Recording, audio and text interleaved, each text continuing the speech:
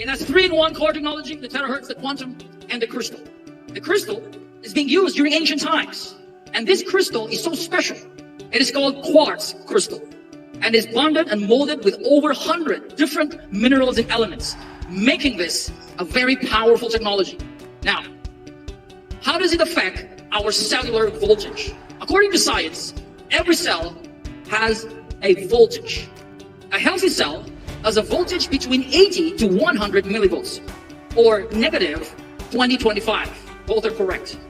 A weaker cell that causes inflammation, blockages, has a voltage somewhere between 50 to 60 millivolts.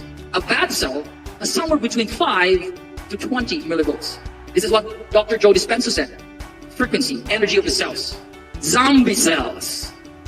They eat other cells to rob other cells' energy so they'll be fired up. That's why they're called zombie cells. The moment you switch on the iTeraCare, these bad cells starts to die. And the good cells starts to activate, and the weak cells starts to be recharged back to 80 to 100 millivolts, which is a healthy state.